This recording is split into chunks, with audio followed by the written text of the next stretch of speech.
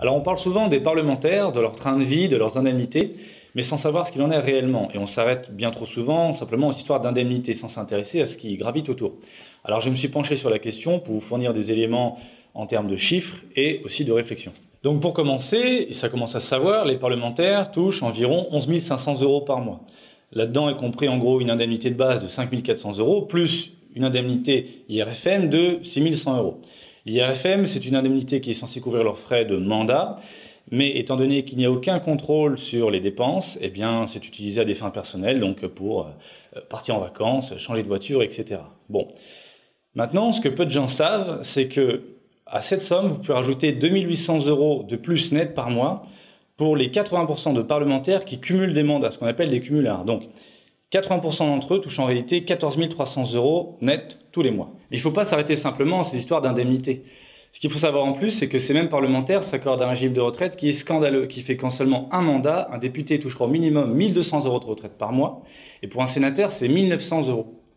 Et la réalité est encore plus indécente, puisqu'avec le jeu des réélections, la moyenne basse des retraites pour un député est en fait de 2 700 € par mois, et pour un sénateur, c'est carrément de 4 500 € par mois.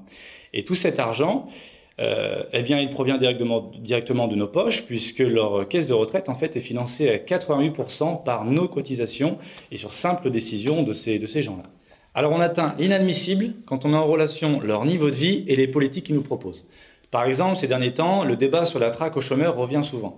Et les parlementaires, au nom de la lutte contre le déficit, proposent que l'on aille vérifier sur le compte des chômeurs qu'on ne leur donne pas de l'argent alors qu'ils ne chercheraient plutôt pas vraiment de travail.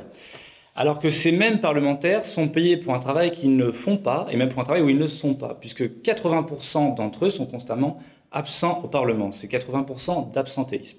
Donc ce qui veut dire tout simplement qu'il y a 80% d'entre eux qui sont payés au minimum 11 500 € tous les mois pour un travail où ils ne sont pas et où ils forcément ne font rien. Certains sont tellement absents qu'on va jusqu'à parler d'emploi fictif. Et en ce qui les concerne, personne ne parle d'aller fouiller sur leur compte pour voir ce qui s'y passe. Dans le genre inadmissible, vous avez aussi les parlementaires qui votent en permanence pour l'allongement de la durée des cotisations retraite, l'allongement de la durée du travail jusqu'à la retraite, quoi. Nous expliquant qu'il est nécessaire de faire l'effort de travailler plus longtemps pour financer la retraite, tout en percevant de moins en moins de retraite qu'on pourrait enfin la prendre quand vous serez vieux et quand vous serez malade. Mais repensez au régime de retraite qui s'accorde. Ces gens-là, en cotisant seulement 5 ou 6 ans, vont toucher plus de retraite, 2, 3, 4 fois plus de retraite que vous, qui auraient travaillé et qui auraient cotisé toute votre vie. Et je fais aussi une petite parenthèse sur les impôts, puisque à revenu égal, les parlementaires, les élus même en général, payent jusqu'à 2 fois moins d'impôts que nous. Donc on voit bien que tous ces éléments illustrent à quel point leur état d'esprit est incompatible avec la défense de l'intérêt général. Leur politique, c'est « faites ce que je dis, mais ne faites surtout pas ce que je fais ». Et il faudrait qu'on les laisse profiter d'un système qui ne profite qu'à eux, pendant que eux nous condamnent à la restriction et à la perte de nos avancées sociales. Maintenant, pour qu'il y ait une vraie justice sociale et que ce soit l'intérêt général qui soit défendu, il n'y a pas d'autre solution que de changer de système et d'avoir enfin une vraie démocratie. Donc c'est pour ça qu'on vous a fait cette vidéo, dans laquelle on explique dans les grandes lignes comment pourrait fonctionner une démocratie à l'échelle d'un pays comme la France.